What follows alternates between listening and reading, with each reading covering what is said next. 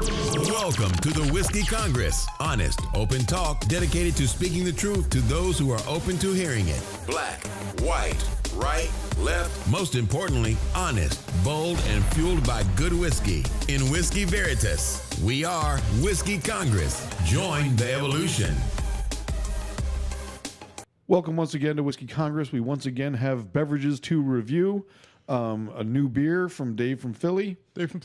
And he sent us a lot of beer. He has a lot of beer. And so we got to tell a quick story. Yeah. Last week he sent us a beer. We tried it. Neither of us thought it was anything that resembles drinkable. It was awful. It was horrible. Motor oil. And so I called Dave from the airport before leaving town because I just published the episode. I'm like, we're going to tell him what he sent us sucks.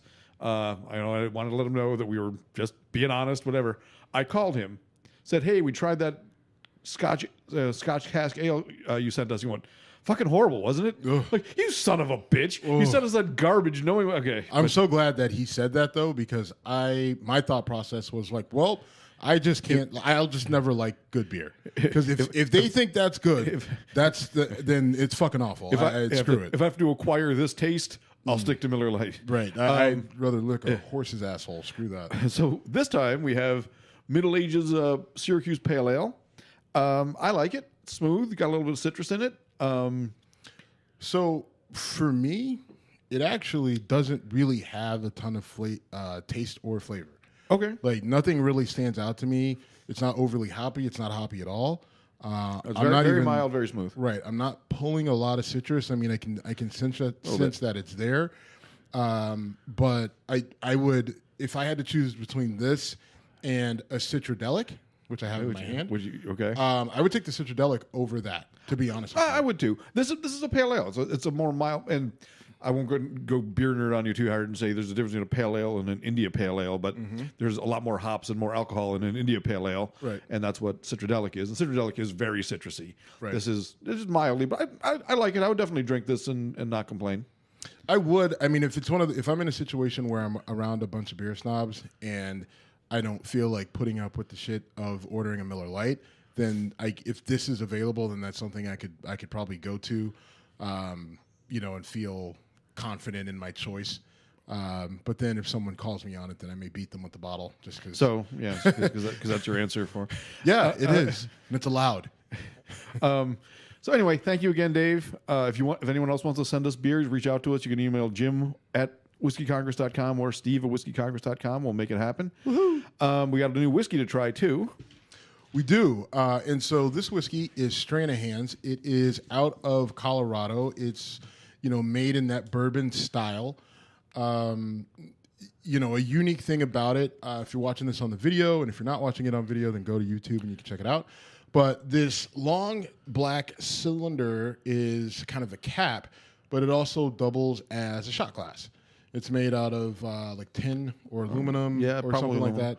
And it's pretty cool. Now, I had a bottle of this. I got my dad a bottle a few months back, probably actually like a year ago. And the cap was on so tight that we had to use a belt strap wrench to get it off. We had to create enough torque to get. I mean, it was crazy. Like, my grip is crazy strong, and I could not get that thing off, and my mom is yelling at me like, "You're gonna break it! You're gonna break the glass!" My dad's like, "He's not gonna break the glass," and I'm like, "Dad, I don't know. I'm not comfortable with this because I got to a point where I had it, and I was almost trying to bend it. It was nuts. All right, so a little inside baseball. You and I you just bought this bottle, but we went to the liquor store together. When you started taking the cap off, I thought, "What the fuck are you doing?" I know. And then I went, "Okay, I guess that's all right." Well, and that's why, Yeah. right? Like that's why, because to make sure that we could get it off. And then if we couldn't, it's like, hey, do you got a belt strap at your house? Because if you don't, then we need to I'll put it back and I'll grab another one. I was initially shocked. I thought, okay, he must know what he's doing, and then it's all you do. Anyway, the whiskey itself, very smooth, 47% alcohol, so pretty high by volume. Girthy. Yeah, it's not a super heavy whiskey. Actually, it's a pretty mild. It's, again, very for 94 proof. It's very smooth. I've been giving the score out a lot lately. I give it a 91. Because there's it doesn't have like a really wild flavor profile. There's really no smoke to it. But again, I'll happily drink it. It's got a really nice, I would call it a traditional bourbon flavor. So to me, so it's a little, so it's got more of a distinct bourbon flavor to me, because there are like some hints of like cinnamon in there that throw it a little bit, throw a little bit of a curve, that pull it off of that typical bourbon American whiskey trail, and I like it. I like it right now. Now, for whatever reason, there are times of the year where I don't like it and it's an absolute turnoff. And I think part of it, like in the wintertime, I don't like it because regionally, like all the Christmas ale beers with the cinnamon and the nutmeg, you kind of feel like overwhelmed, like too much. And so drinking this to me in the winter, if it can either be good or bad, right? Like you can go with all of that and you love it. But if you feel inundated with too much Christmassy type beverages, pumpkin latte spice, and all that shit from the fall. Like to me, to me, I like this in the summer because it kind of offsets all that stuff that's going on in the fall and in the winter. So I give it a 92. Okay, a little bit higher than you. Again, the stronger the better for me. This has got a pretty solid punch to it. Yeah, for again, it's so smooth for that ABV. Yeah, I mean that's a 94 proof. That's a 94 proof at 47%. So I'll take, I mean, like that gives it an extra point for me just because, and I like the flavor. It is distinct, but I don't like that flavor all the time. So gotcha. Okay. Well, that's the beverage review portion of the show. Hope you enjoyed that. Whiskey and review. Now we will be. Do we need like music and intro and outro for the whiskey review? Maybe we do. Whiskey. If we do need it, that's not what we need. But no. All right. We'll have to outsource that, like we did the intro. Probably, yes. All right. Want to pause now? So, fun beverage review. Yum. Now on to the topics of the day. Gosh, I would love not to talk about Trump this week, but we really can't avoid it. I mean, the refugee thing where basically refugees coming across the Mexican border, mostly from Nicaragua and El Salvador, are being detained at the border, put into containment prison. Not prison is the wrong word, but so I mean, what's happening is you have people coming across, and if they're not coming through a port of entry and seeking asylum, then if they come through anywhere else, it's not a designated port of entry at the right time, and they're coming across the border. And they're immediately being arrested if captured by Homeland Security and ICE. Right. And then they're being detained. And if they're an adult, then they're being arrested. Right. Right. And so crossing the border illegally is a crime. There are people who are saying it's not. But if you cross the border and you're not coming through a port of entry and you're not coming through a port of entry and requesting asylum, then you're illegally crossing the border. The crime for that is jail time up to 6 months, which you usually don't get. But technically, if they arrest you, then it could take up to 6 months to deport you. So, I mean, kind of you get that automatically. Right. And then there's a fine, and the fine is, up to $5,000, right? It's a misdemeanor. Okay. It's the equivalent of a bad speeding ticket is really what it is. It's the equivalent of going reckless driving or 70 in a 40. And so it is a crime.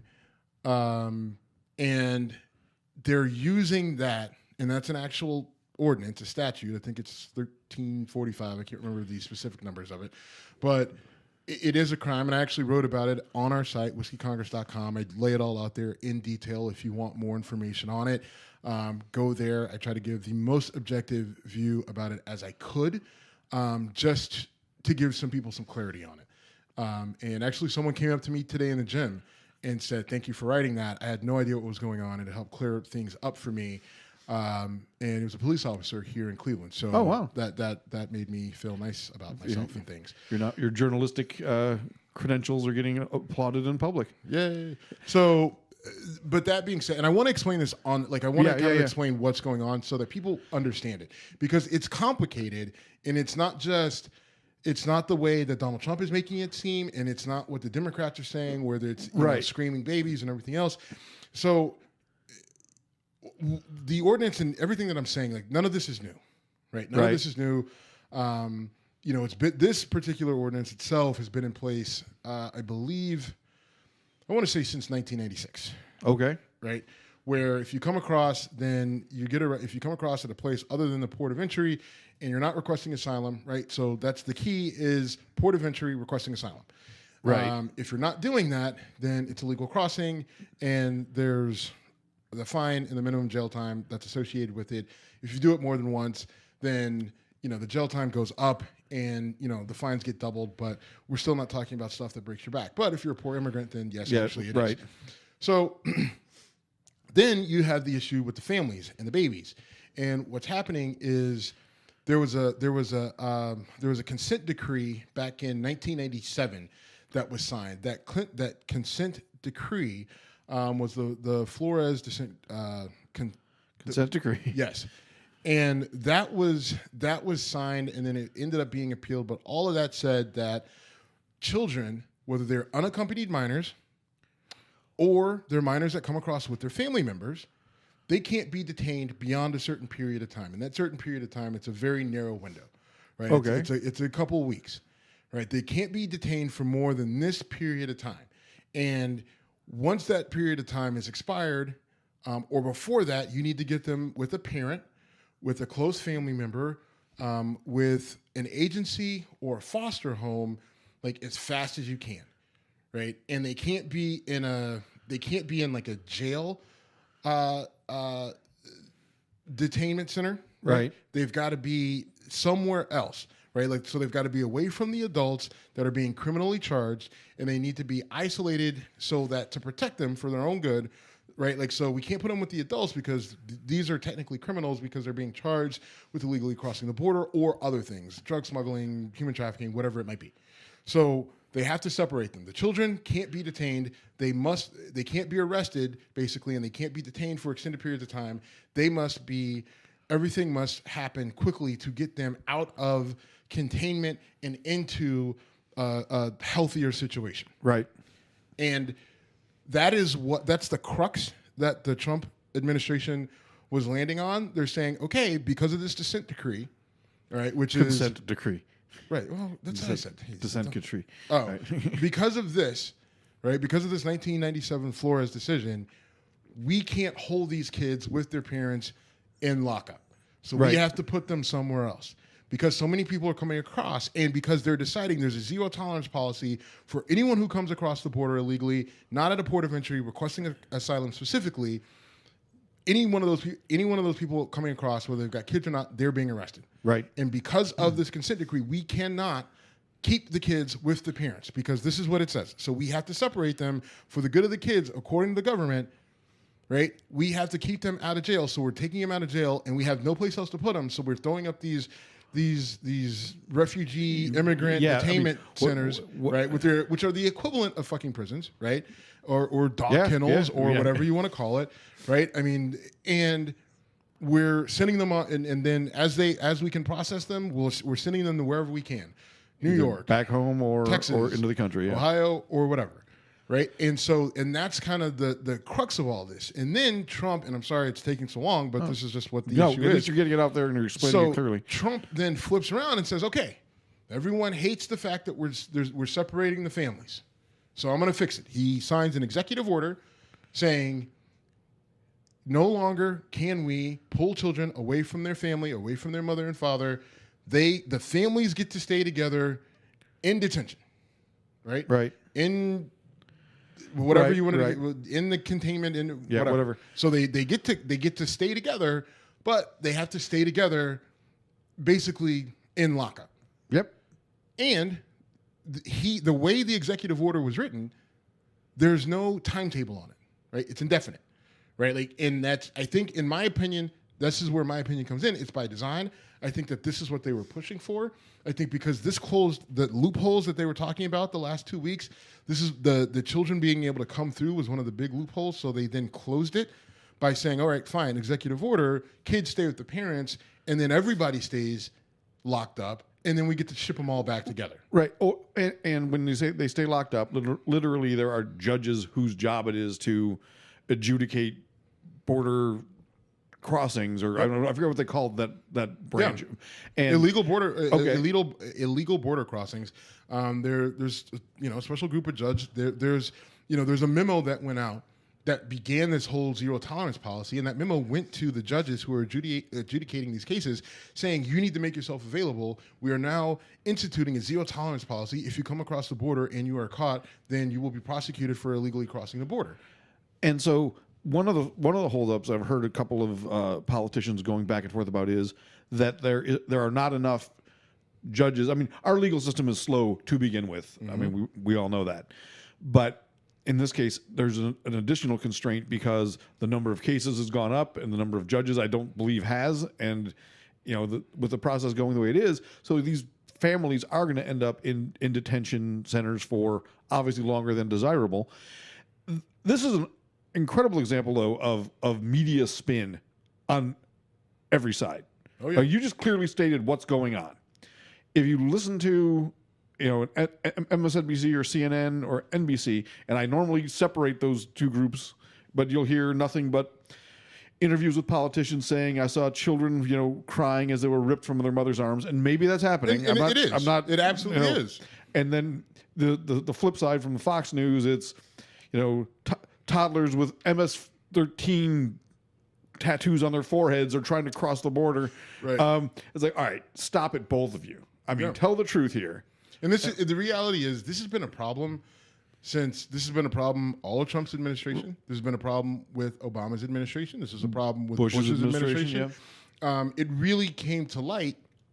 It really started to come to light in the mid 1980s, right? That's when we really started. That's when we saw our first surge of Central American, Mexican people coming across the border for various reasons, right?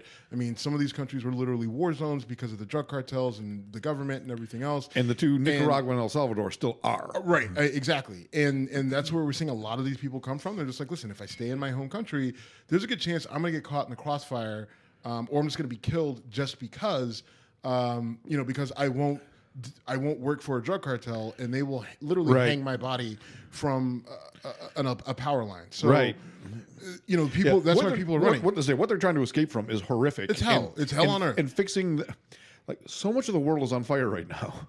Right. Central America, the Middle East, Africa. I mean, Europe's got major issues, and a lot of Europe's issues are because of the issues in Africa and the Middle East. We have parts of America. I mean, Flint, Michigan still doesn't have fresh water. Right. Puerto Rico is still. Puerto Rico's. Obliterated. I'm working with a guy from Puerto Rico right now, and he went back there and he said, there are places that are just now getting power restored. There are places that have nothing but blue tarps for roofs, which means one really bad storm and you're going to have no roof again. Right. And so anyway, sorry not to go all negative, but that's the world we're in right now. Right. I mean, it is definitely, it's bleak. It's bleak in a lot of places. So this problem goes all the way back to 1986. We never really resolved it because a lot of those things in those countries has not been fixed. Like you said, they're still a mess. And so the problem doesn't go away. And it's never addressed by any president after Reagan, Bush or Clinton, or Bush, little Bush or Obama. And so it is something that needs to be resolved. We do need to figure out, okay, what are we going to do about what are we going to do with the number of people coming in? And there's a lot of disingenuous rhetoric coming from both sides, like you said. Right. This was a problem under the Obama administration, and Obama instituted a policy that said instead of zero tolerance, it was the exact opposite. It was catch and release. If you find them, get a hold of them, document them, and then let them go. Right? Right. Trump saying do the opposite. If you find them, then arrest them, send them back no matter what. Now, with Obama's policy, it was if you find them, let them go if they don't have any sort of priors. Right. If you can, as well as you could track them, if they're not a violent criminal, if they're not a drug dealer, if they're not in human trafficking or whatever, then if you check no on all of these, then let them in. If any one of those boxes is checked yes, then you have to send them back. And they sent a lot of people back. The Obama administration sent a shit ton of people back. He got called the deporter in chief by Fox News back when they were trying to pissed make at it, everything that he did. right. Yeah, I mean, so the reality is it's been a problem. It's been a problem for every president. The progressive and the left mainstream media dumping this all on Trump, saying it's his fault. That's disingenuous because it has been a longstanding problem. And the media solution is we'll just let everybody go. Go. You need to flip to Obama's policy, and Trump's obviously not going to do that. Because of the way he campaigned and because I think he honestly believes that's not the way to go. He's pushing the idea that, listen, we need to come together and figure out something in the middle. But for him, it's we need to find something in the middle, but we also need the wall. Right. And this is one of these situations where I don't believe the wall would actually stop the problem. I mean, it would stop some people, I'm sure, but unless it's literally the Great Wall of China, you put a 10-foot wall up, I'll get a 12-foot ladder. Right. And I mean, put razor wire up and I'll cut it. I mean, it's to a degree. I mean, I think the wall. I think you put the wall high enough, then it will stop people. To the tune of how many $1 billion. Right. I mean, but the reality is that you do have people coming in other ways. One, you've got tunnels. Two, you have people that are coming in by boat that are coming up along either coast. Right. It makes it harder. It kind of funnels it and allows us to kind of track it more. But so I think that there's some things that you can do, and Trump has said this in the past, and at least his administration has said, when we say wall, we mean an overall defense system across the border that includes a wall, that includes drones, that includes more border agents. And I think in reality, you son of a... I spilled whiskey. Little splash. It wasn't that bad.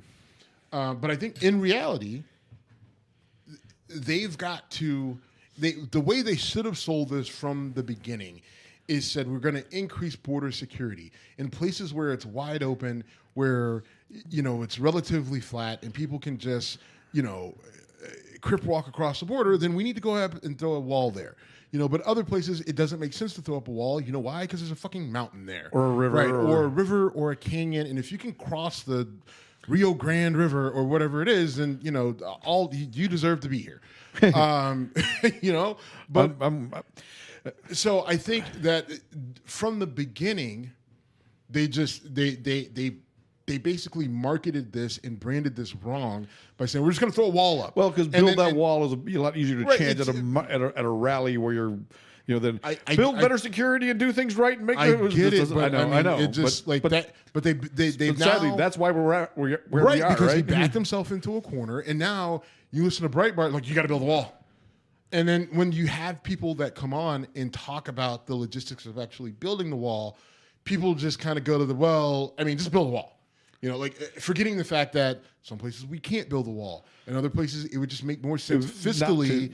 Right, you can get the same sort of security if you've got drones that are and they don't need to be armed drones. We're not talking about the same drones that they're using over in Afghanistan, right? We just need them to be able to identify in real time what's happening along the border, and allow border agents to react to caravans and whatever, that are close by that can handle that. I'd rather just chant "build that wall" or "stop killing babies" or whatever the left is saying. I got into a conversation that I think I'd call it an argument with a coworker who actually said he wants to come on our show.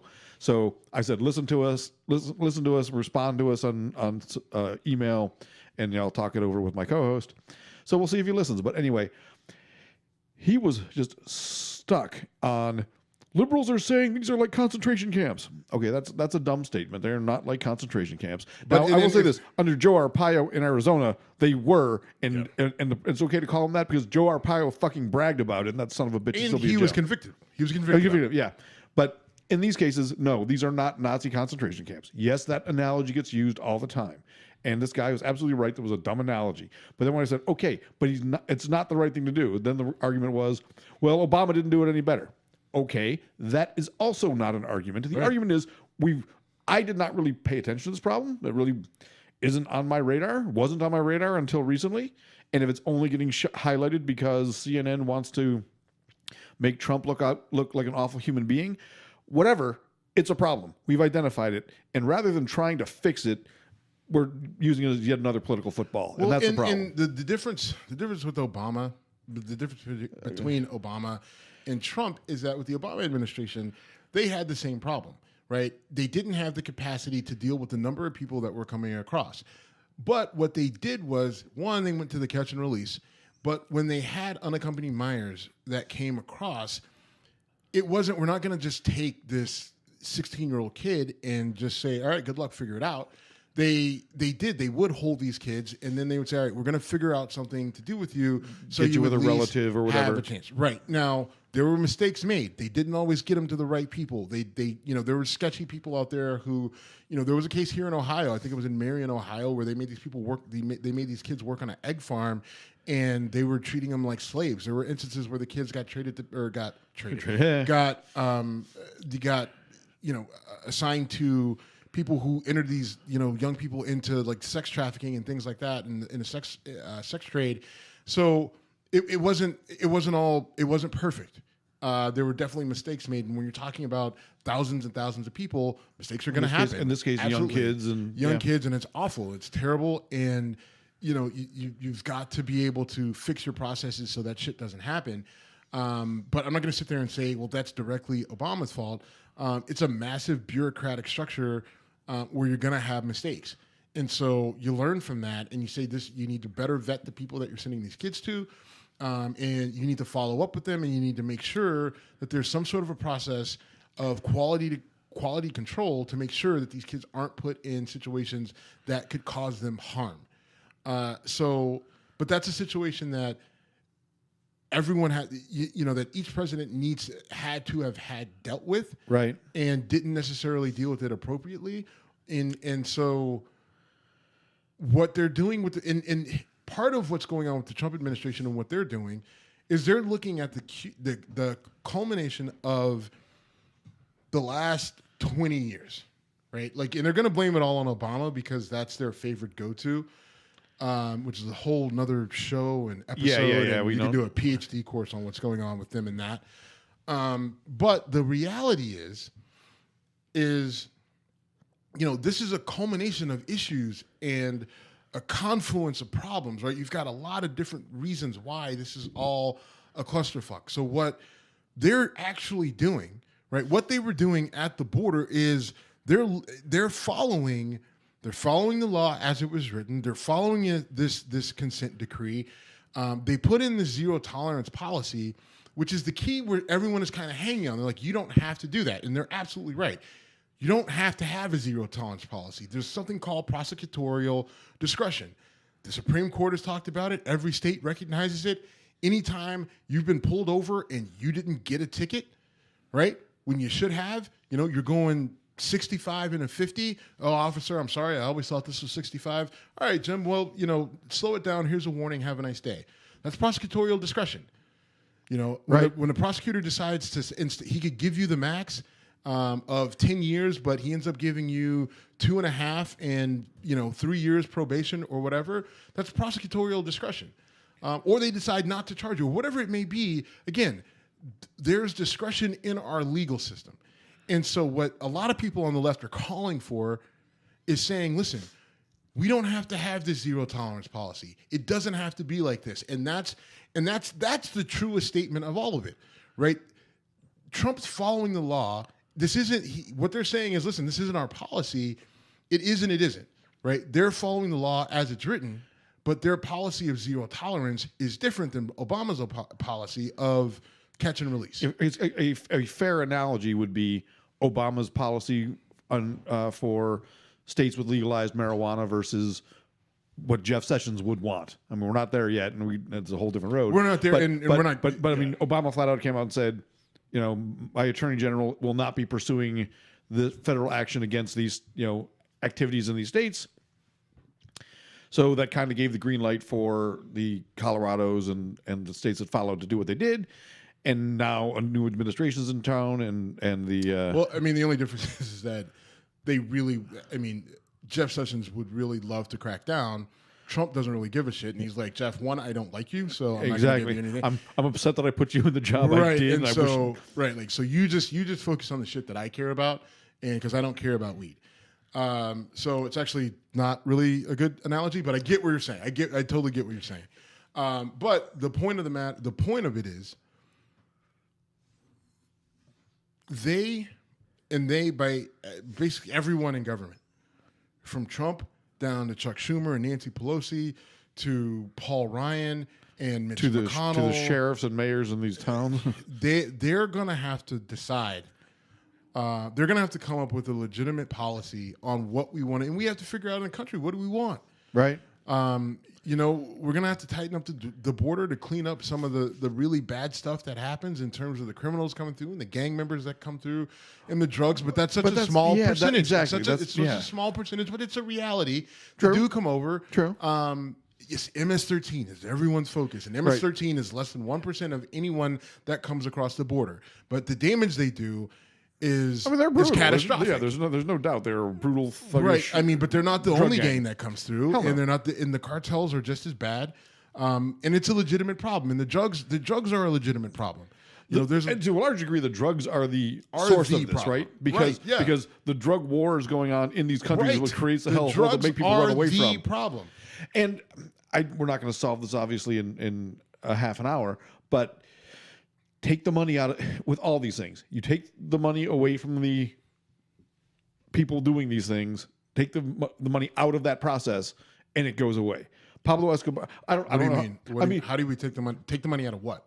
Take the money out of the drug war at home. Take the money away from. Stop making these drugs so valuable that when they come across the border that people will kill for them. How the fuck are you going to do that? Portugal, same thing Portugal does. Make the government control it. It's a lot different in Portugal because like a lot of this shit like comes from Central and South America. Right. It's a lot harder. Yeah. It's a lot fucking harder to get it from Central and South America to Portugal than it is to the United States. Yeah, I mean, you know what I mean. Like, I don't have the answer to that question. Like trying to get a submarine made by me, you, and Jack down the street from Ecuador. Jack's talented. Jack is talented, but trying to get it from Colombia to the fucking United States is not easy. But it's a hell of a lot easier than to get it to fucking Portugal. Yeah, but Portugal's probably getting drugs from across Asia. I mean, whatever. I'm not solving. I don't have the answer to that. But you know why it's harder though? Because the immigration laws and the border security in all those places in Europe is a hell of a lot tighter than it is here. Oh, you think so? I would disagree. Look at all the people flooding into Germany and England and whatever. I mean, people just they're dealing with this problem. But they're coming. I mean, they're coming through. I mean, they're coming through as refugees and seeking asylum, and they're all. Right. I mean, they're coming on giant boats. Right to the ports, and Italy just turned somebody away. Yeah, just 2 weeks ago. Like, I mean, there were 600 people on a boat, and Italy was like, "Fuck you, go to Spain." It was Spain and some other country, I think Morocco or something like that. Okay. But like, go to Morocco, go to Spain. You're not coming here. And they didn't let them in. Yeah. Maybe they ended up in Germany. Either way, the immigrants are fleeing all these hellholes we're talking about, and they're not natural hellholes. I mean, if Costa Rica, if Nicaragua and El Salvador weren't war-strewn drug camps, they'd be beautiful. They're right there on the Pacific and Gulf of Mexico. I've never been to Costa Rica, but I've friends who just got from there, and I saw videos or whatever. It's gorgeous there. Now, that's not the same place, but it's close. It's Central America, South America. There's very beautiful, amazing things. I mean, between the Amazon, the jungle, the beaches. Beaches are amazing. Right. The sport fishing is probably incredible.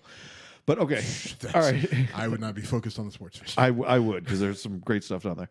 But anyway, there's that. All right, so I kind of derailed that, and I apologize. But a lot of this is just purely in our country, just purely a political football. It's working for both sides. It's keeping us yelling at each other. It's the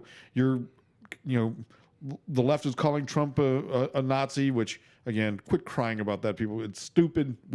No one who's reasonable believes he's Hitler.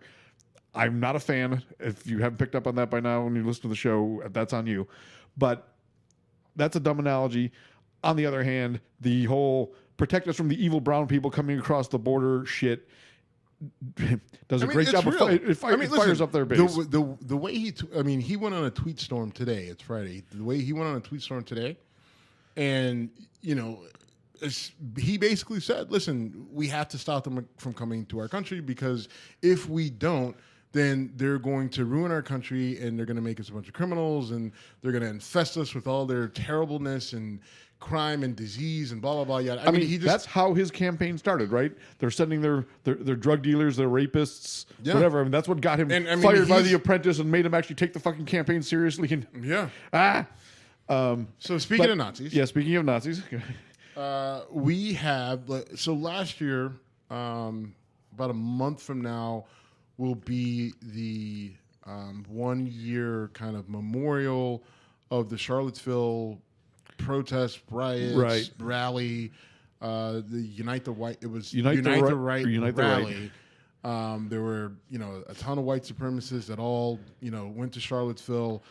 Heather Heyer, who was an anti-racist protester, she ended up being killed. She was run over by a man who decided to drive his Dodge Charger into a group of protesters that were protesting the white supremacists. Right.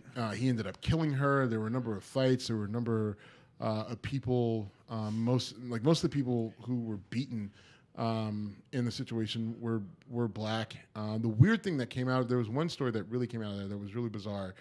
A black kid was jumped by a group of white supremacists.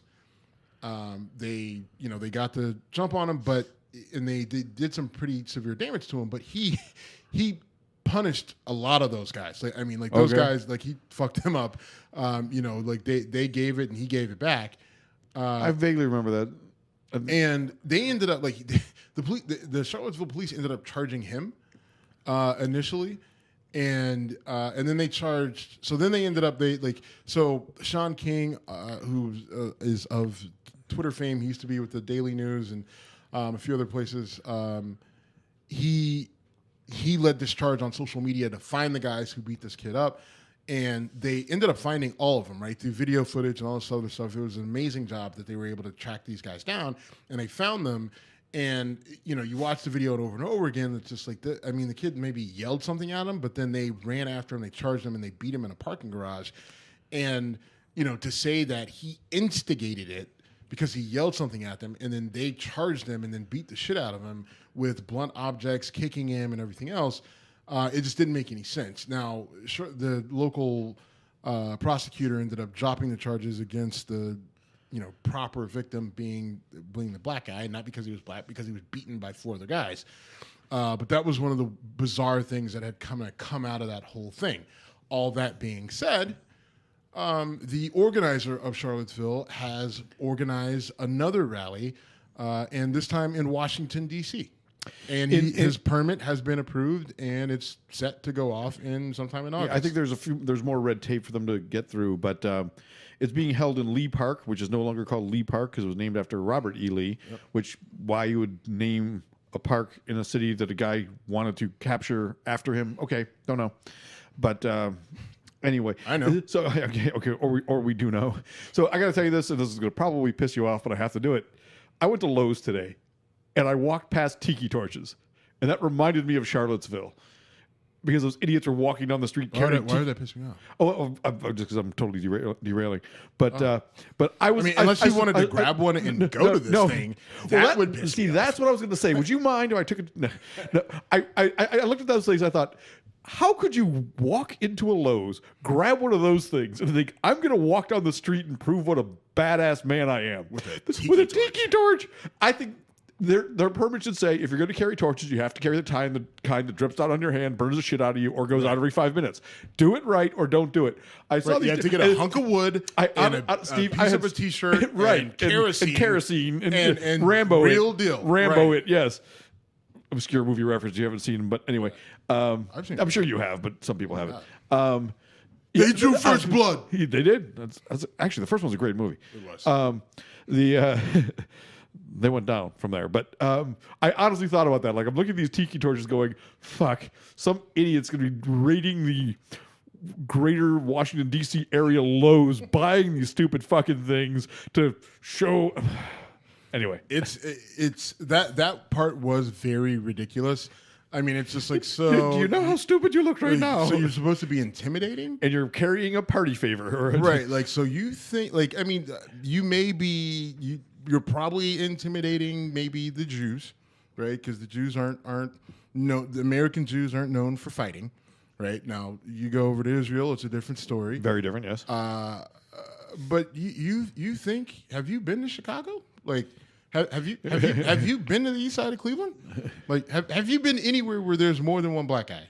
Like, do you really think that you walking the streets with tiki torches is intimidating? I don't think there's anyone who's intimidated by a tiki torch. Right. Well, exactly. But I mean, like, thinking about who their target audience is of people that they want to intimidate.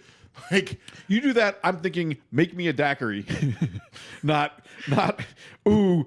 Scary guy with fire about to. I mean, right? Like, hey, why don't you stick that in the ground and pull out the bean bag so we can play, a little cornhole and let's have a nice time. Right. Why are you guys being assholes? And is there citronella in that? Because the mosquitoes are bad this time of year. Right. Speaking of which, I got chewed. I was watering my grass the other night because I was filling in some dry spots, but I got chewed up by mosquitoes. Like, it looks like I got bit by vampires.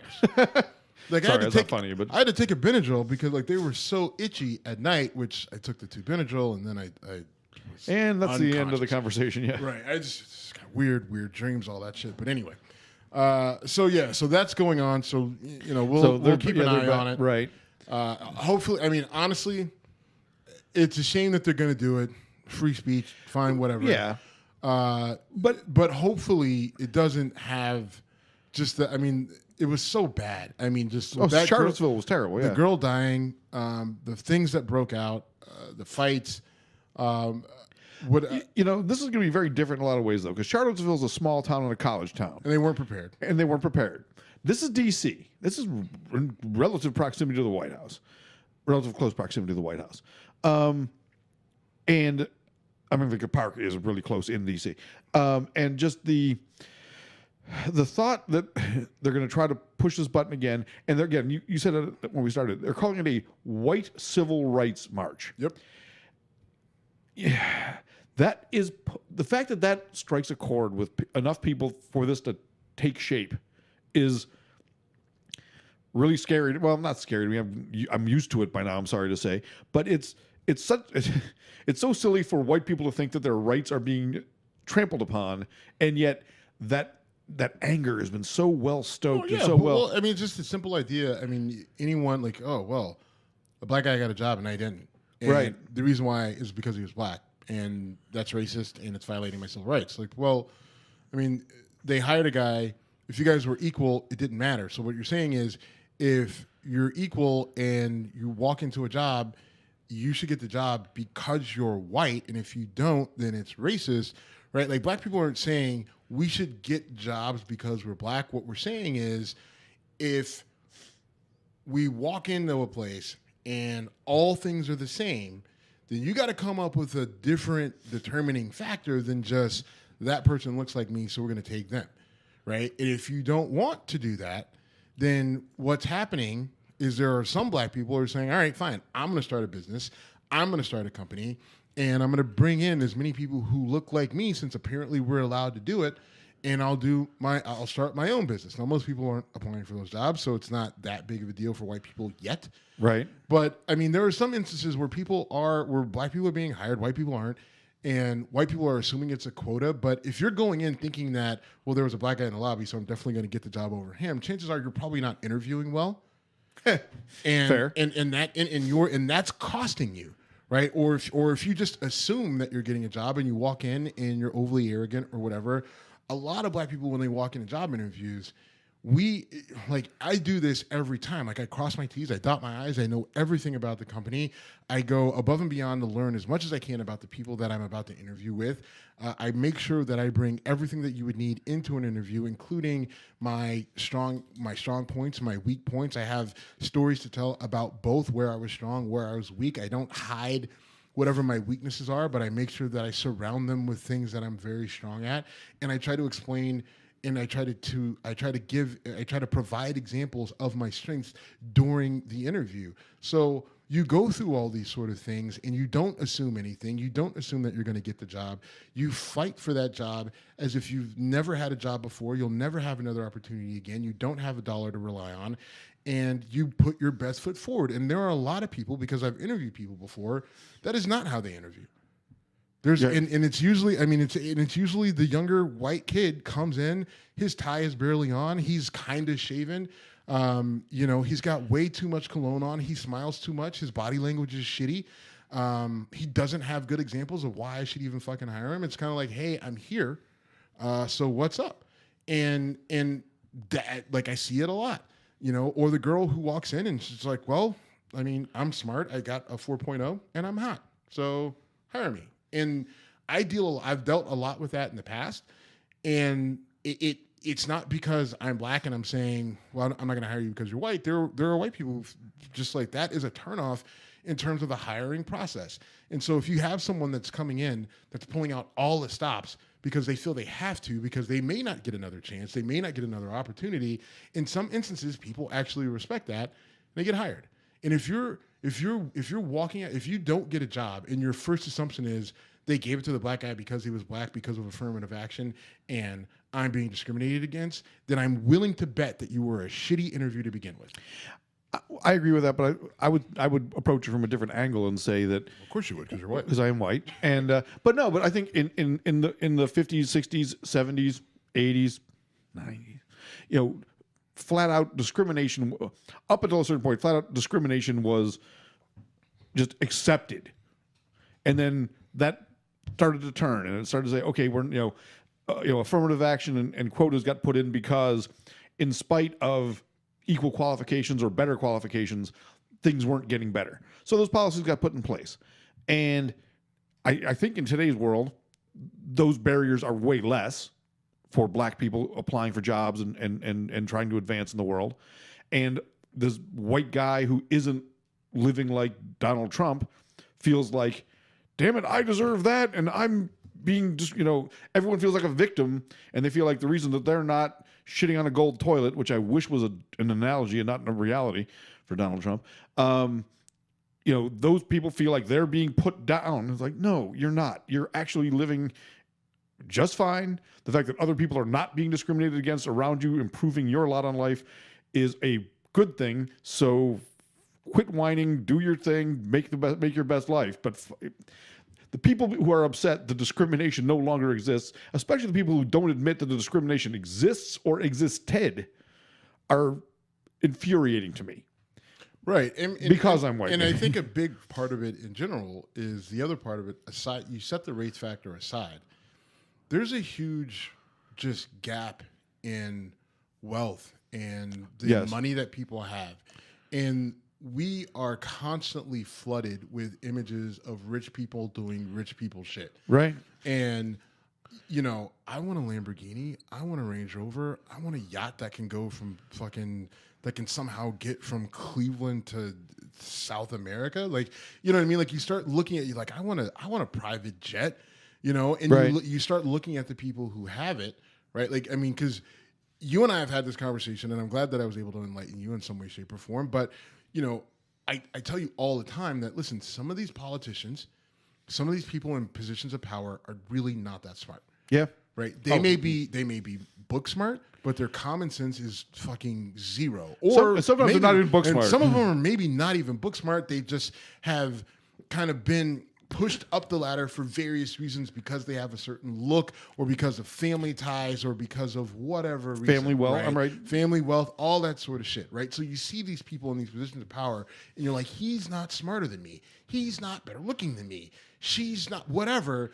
And then you get pissed, right? People just literally start to get pissed. And again, people with money, they flaunt their shit. And now we've got social media, we've got Twitter, we got Instagram, we got Facebook, and it's never not around us. Like, you constantly are seeing rich people doing rich people shit, and it reminds you that you're not, and you get pissed, right? Now, a lot of it is decisions that you've made, choices that you've made, and maybe there were opportunities that you missed out on and things like that. But that's one of the biggest issues, right? Is you see it And a lot of people say, oh, I would do this for free, and I don't want that. I just, Right. a lot of your people who have issues with professional athletes, right? It's just a lot of it is mostly just jealousy. At the end of the day, like a lot of people would love to be able to get paid to play a sport. Right? Should you? They would love to hit the lottery of being a number one draft pick in the NBA draft, and then when they're not, and they realize because they're too short and they're too fat and they're too slow, right? They get pissed and they start making excuses like, well, I mean, one, I would play for free, and two, those guys are overpaid, and that money should go to education. Right. Like, I mean, that's all. That's it every time. But yet, if you say let's take the money for the border wall and put it towards education, it's like no, no, not that. All right. So you sent me a text today, and I didn't know about the story until you sent it to me. There was a kid named Antwan Rose in Pittsburgh, in East Pittsburgh, who was shot and killed. So, setting the full story and trying to keep all the facts out there, police are responding. They're following a vehicle that they believe had been involved in a drive-by shooting. Car gets stopped. I believe the driver of the car had been taken out of the car. A passenger in the car jumps out of the car and runs away. Basically, this kid jumps out of the car. He's a high school sophomore or junior. I think he's a high school junior, and gets shot in the back. Gets shot in the back while running away, unarmed, and dies in the hospital, or was pronounced dead at the hospital. So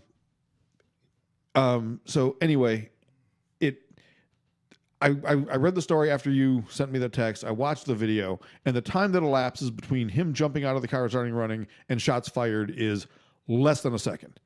Now, like I said, it's a fucked up situation. There was a drive-by shooting. The car that he was in was very likely involved in that shooting. I guess the car had a bullet hole in it or something like that. So whoever was shot fired back. There's lots of shit to unfurl in that regard. But what is plain and simple is a cop shot a kid in the back who was not a threat, who was running away. Well, and this is what...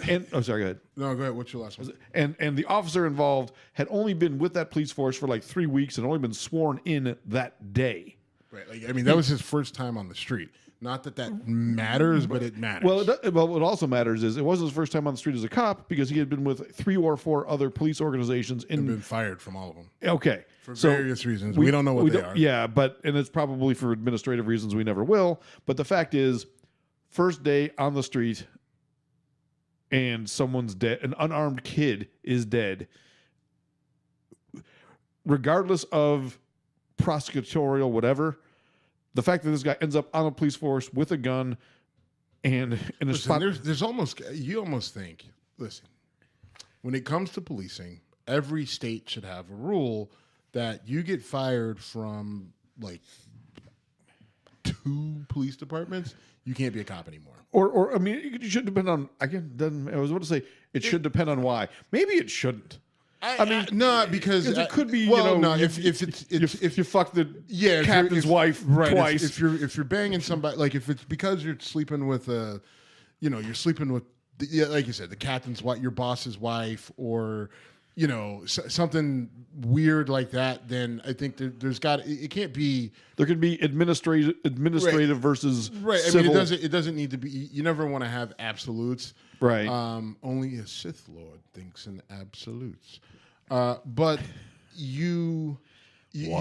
maybe there should just be something like, listen, you wash out from 2 police departments because of administrative whatever, then that's it. Like, that's the limit. State rule. It's just better for the public if you're no longer a cop. If you can't do it at 2 places, then you can't. You don't get a third strike. Period. Or you don't get to carry a gun. You get to stand at a street corner and wave traffic through. I know that's not a thing. I'm with you. You just don't get to be a cop. Sorry. This shooting. So no body cam on the cops. Nope. So we're not for. But we don't know why that is. We don't know. Did they have body cams? And we don't know if they just weren't turned on. I don't know. The only reason we know what happened, the only reason we saw that is because a bystander saw a bunch of police lights going and started filming with their phone out the window of an apartment. And again, the shocking thing in this case is he's out of the car and shot. I mean, it was so fast. And I really feel like beating up the media all around today, and as you know, I like beating up the right-wing media more than the left, although they both deserve it a lot of the time. But let me read you the headlines. So while we were, you were doing your thing earlier, I was looking up the story, and I Googled the name Antwan Rose, and NBC News headline: Protests erupt following fatal police shooting of 17-year-old Antwan Rose.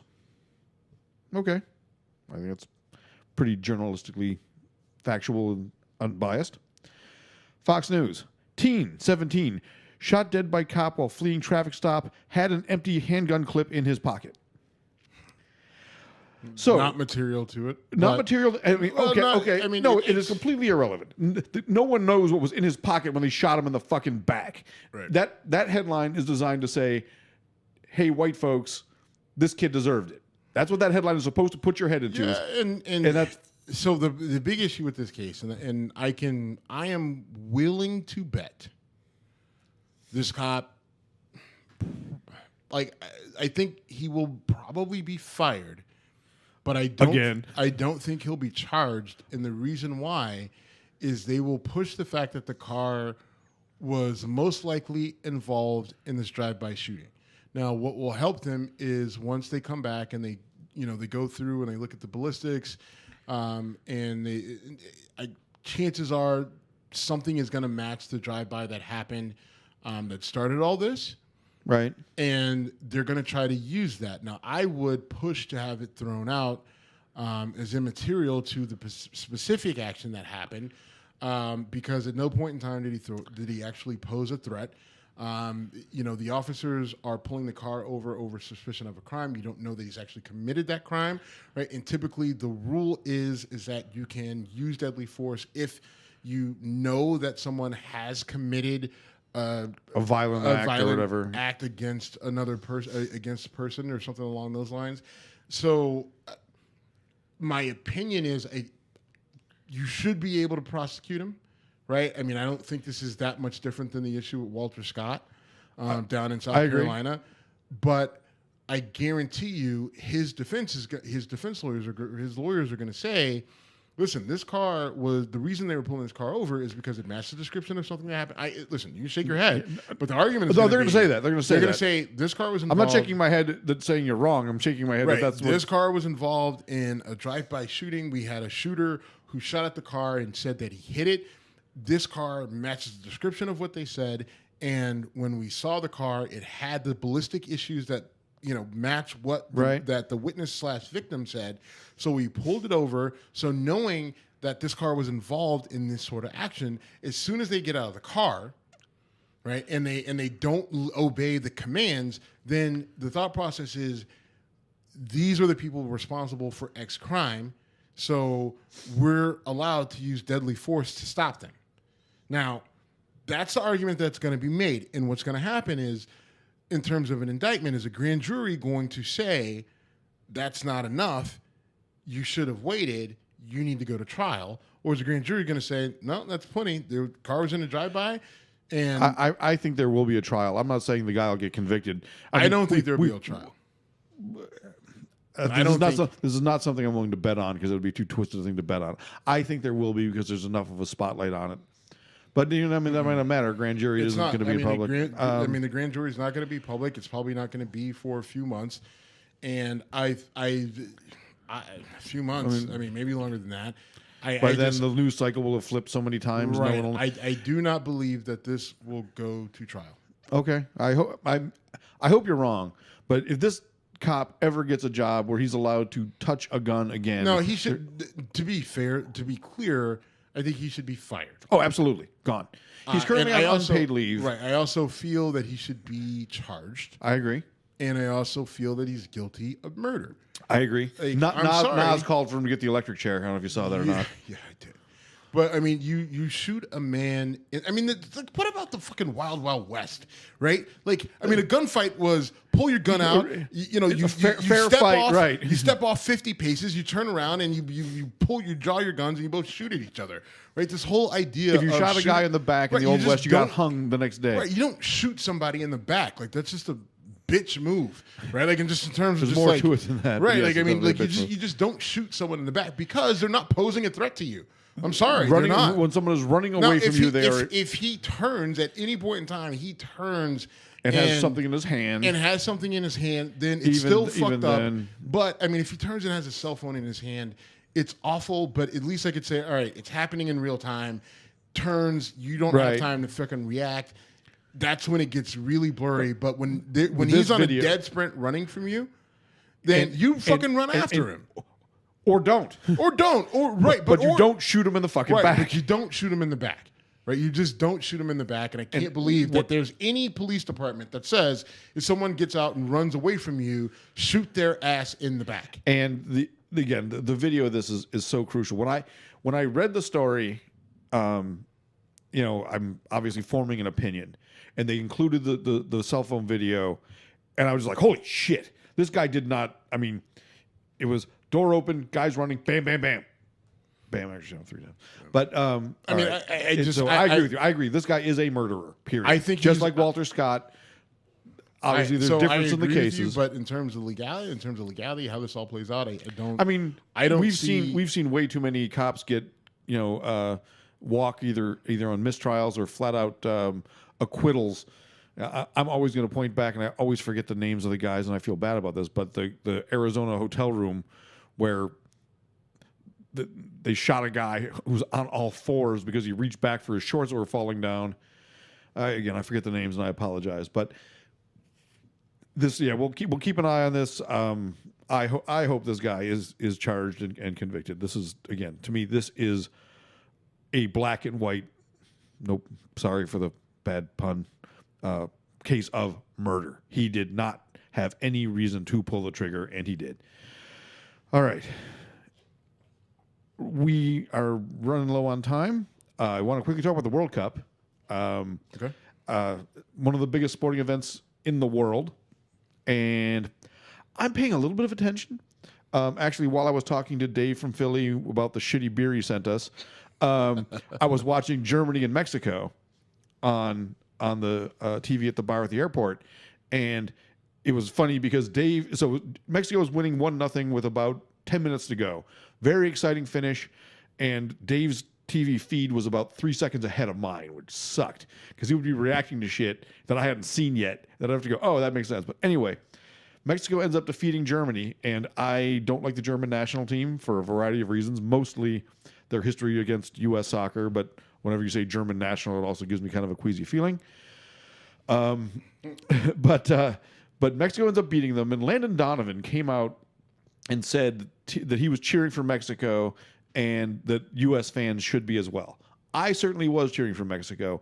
He got a lot of shit for that, and I'm curious. I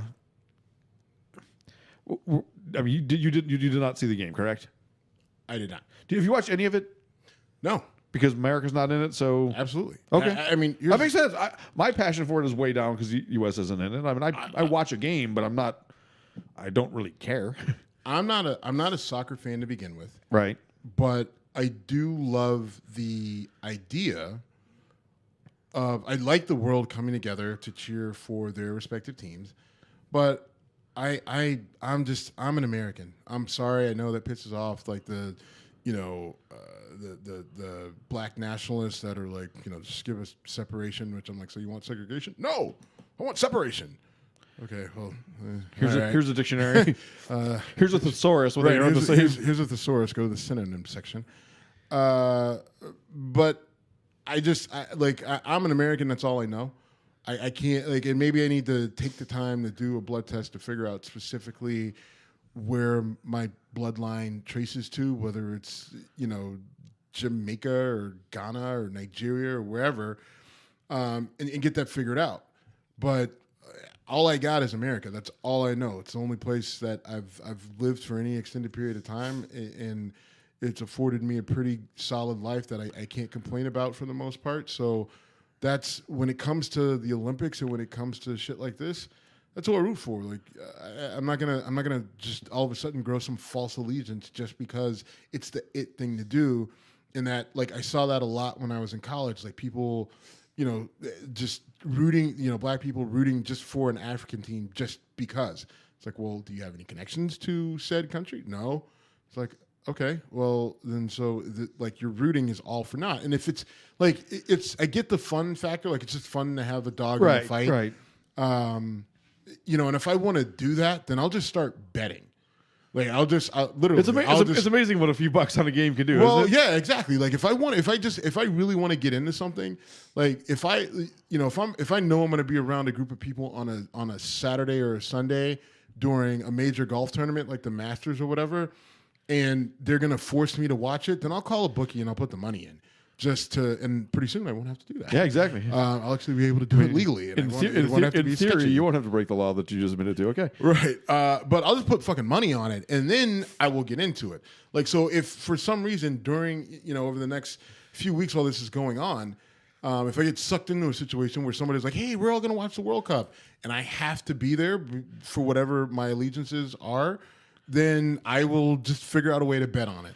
And then that'll be the way I draw in. But I'm not gonna form some love for some team that I know dick shit about, and I'm not gonna get dick shit out of it.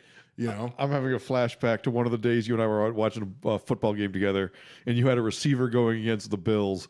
In fantasy? Yeah. And so, this catch gets made, you were like, yes! And I look at you like, fuck you. And you're like, oh, come on. It didn't really affect your team that much.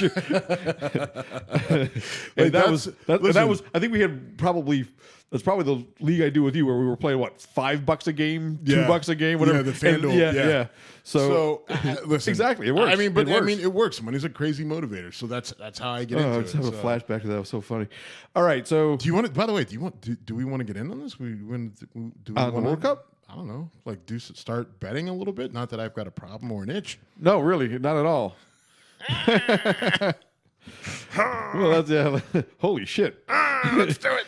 All right. Let's put our mortgages up. Yeah, right. No, and no. Holy shit! Never seen this side before. You guys start playing poker. We guys start going play poker downtown. Okay. Not against each other, but in the casino. In general, and then we got it's hard for me. Rounders was on earlier today also, and I love that movie so fucking much. Poker is hard for me in Vegas. I know it should. I really do enjoy playing poker, and I love playing cards. It's just hard for me in Vegas because there's free booze and there's so much everything else going on that I can't. Downtown Cleveland. There's a poker. I know, but I'm just saying, like when we were in Vegas together, you're just like, hey, I'm gonna go play poker. And I'm like, nah, man, I can't. Yeah. I'll lose a ton of money because it's too many distractions. Today I watched a lot of TV today, and The Hangover was on too, and that reminded me I need to go to Vegas again soon. I will say we need to go. I'm fine with we, but I know that this guy needs to get back to Vegas. You and me both. All right. September, fall, do a little sports betting, college. That sounds good. We might not need to go there for sports betting by then, but I'll still do it.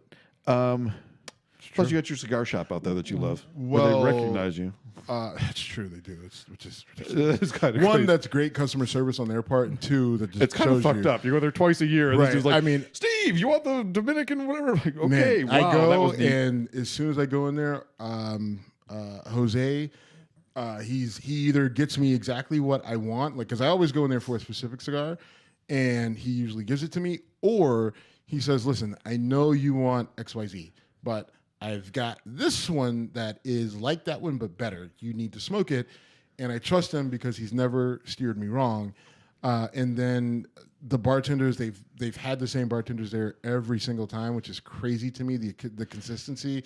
And he sees me and he's just like, "Yo, Cleveland." That was eye opening when I went there with you. You and I each have our bars in the Cleveland area where we are known, and that's cool. You went to fucking Vegas and that happened, which I really commend. Which is also kind of awesome. Yeah. I just think it's more there. Like that's just the level of professionalism on their end. And maybe you're a recognizable guy, but yeah, and your consistency in going there and drinking and smoking cigars. All right, time for Come At Me, Bro. All right, this is my Come At Me, Bro for you. Do you mind if I lead off? I do not mind. I do not mind. Want to come strong? Actually, it's probably better that way. All right, so this is a little bit weird, but I think and this is off the rails. But all right.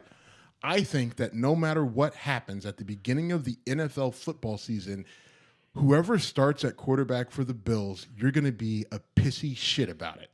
Whether it's a pissy shit, whether it's Josh Allen or AJ McCarron. AJ or Nathan McCarron. It's not going to be Peterman. Nathan Peterman. Stop. And that he's supposedly looked best in camp. You're going to be pissed about it, and you know it. You're trying right now. You're trying to be reasonable, Jim. No, here's the thing. I'm going to go through a cycle. All right, here's what's going to happen. I'm going to watch the preseason. You fucker. I'm now glad what I'm about to hit you with. It doesn't all right, go ahead. Keep going. Because you're going to be pissed because you didn't want Josh Allen at quarterback. Correct. I didn't want us to trade up to get. You didn't Josh want to Allen. trade up. You did, and he would not have been my choice, right, in the draft period. But certainly, I didn't want to give up 3 fucking assets to get one. Go ahead. There we go. Yep. And then you didn't want AJ McCarron. I don't have a strong opinion on that. I'm not thrilled about it, but I don't think, oh God, get this guy out of here. I didn't like him in college. I hate Alabama, but if he ends up being that guy that can climb up and make things happen, great. And part of the problem is no matter what, like you guys didn't upgrade your receiving core enough to the point where you got Rod Streeter. To the point where you have a receiver that can make any of these guys look good. So as soon as one of these guys fucks up, which is probably going to be early in that first game, and I don't know who's your opener. I want to say Baltimore, but I could be wrong. Okay, well, whoever is the starter, chances are they're gonna throw an interception or a bad pass, and early in the game. And the meltdown will ensue. No matter who it is. No. The only one that will cause me to melt down is Josh Allen. That's not true. That is true. That is not true. If true. it's Peterman or Peterson, what is Peterman. it? Peterman. Yeah. If it's Peterman, Mister, I threw 5 interceptions in one game. One half. Right. And oh my God, he was so terrible. If it's him, you're going to be like, this is the guy that threw 5 interceptions in one game, and now he's a starter. No, I won't, because I actually think he's getting he's Shane Falco. He is Shane Falco. From the replacements? Yes. He had one horrible game. He had a horrible game. Yes, remember Shane Falco was like, "You're the guy who threw those 3 interceptions." It was like, was anybody not watching TV that day? Nathan Peterman got put in a very bad spot, got the shit kicked out of him, had the worst half of quarterbacking in football history statistically, and true story. And Nathan Peterman to me would be an underdog comeback story if he does well. Okay. Okay. All right. We'll note this conversation. It's on record. And then as soon as whenever people tell me like how I think about something politically or sports, or whatever, I'm like, I've talked about this on my show. You can listen and hear what I said. So don't tell me I said this or feel this way because I recorded it. So this is on record. This is on record. I'm aware. And game 1, oh God, now I'm rooting for Peterman to start. All right. Because as soon as he does, I cannot wait for the fucking meltdown. All right. Well, on that note, we decided we were going to talk about comics sometime soon, do a sort of a sideshow talking about comedians and comedy. Mm-hmm. I have said many times that the only issue that a joke should be judged on is it funny or is it not? I give comics a pass. When Samantha Bee said her thing about Ivanka Trump, my feeling is it's comedy. I think you disagree with my carte blanche for comics. If it's funny, it's good. If it's not funny, it's not. Go. Actually, I don't. Actually, that's my bar. If it's funny, you're funny. If it's not, you're not. Right? And I absolutely, so maybe you're right, because what Samantha Bee did, I absolutely hold that against her. Samantha Bee would never have called Michelle Obama a cunt. Never. True. Right? And she never would have called Melania Trump a cunt. Or no, I'm sorry. Ivanka? No. Obama's daughter. Malia. Right? She never would have called Malia Obama. Okay, no, that would have been right. Age-wise, that's fair. It's a daughter. Fine, and that's why I went with Michelle. That's why I went with Michelle first. But they never would have had that level of disrespect for Michelle Obama or Obama's kids, which I fully agree with. No one should have. But to this extent, now, if you want to say, oh, well, Ivanka Trump, she's in the administration, she's fair game. Yeah. Well, fair, you know I what? won't say fair game necessarily, but she is. Well, she is in the administration, yes. but there is, my position. There needs to be a certain level of respect for the office, right? And those in the office, right? Now, listen, if you're just a bumbling idiot, which we've seen out of some of these congressmen and senators, then it is what it is. You call them a bumbling idiot. But I don't call them, dickbag, fucktard, cum buckets, right? Or whatever. Like, I mean, you just, like, there's got to be, like, there's got to be a certain level of decorum that you have. I don't give a shit that you're a comic. That's what we do. We push the boundaries. You didn't push the boundaries. You were just an asshole, right? Like, I'm not giving you credit for that. It wasn't funny. It was tasteless. And there's a penalty that you have to pay for that amongst people who don't accept that as acceptable behavior in a civilized fucking society. So, but if it was some great, all right, let's spin it to Michelle Wolf, who did her thing at the press correspondence dinner. I thought she was hilarious at that. She wasn't. Okay, She didn't make me laugh. It wasn't funny.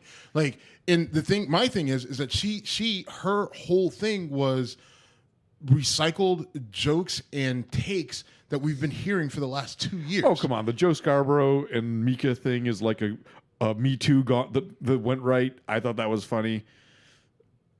Okay. All right. I guess you didn't. Right. I mean, all right. But I mean, all that shit, like, especially none of that shit, like. That's when a Me Too works out. Sorry. Okay. It's fine, I guess. But to me, that's like I need it to be funny. Like, you're like, all that is just taking digs at people, intentionally trying to cut people down, intentionally, going after low-hanging fruit and then expecting applause and praise for it, which to me, that's not comedy. Right, like, I mean, comedy. That's roast comedy, which is a different kind of thing. But even and I agree. I agree that there's an art to roast comedy. You go back and you look at the roast that they did of Dean Martin and Frank Sinatra and Sammy Davis Jr. Don Rickles was he was the roaster, man, yeah. Right? And he was vulgar, but there was an intelligence and there was a specificity to the way that he did it, that it's still funny today when you go back and you watch those things, knowing what we know about those men, what we knew about them then, and what we know about them now. And I think now people don't do that. I didn't feel that in that. I didn't feel that with her. I didn't feel like, to me, it didn't pass muster. Anthony. I think that you liked it because she. Well, I think she's fun. I like Michelle Wolf. I think she's funny. I like her delivery.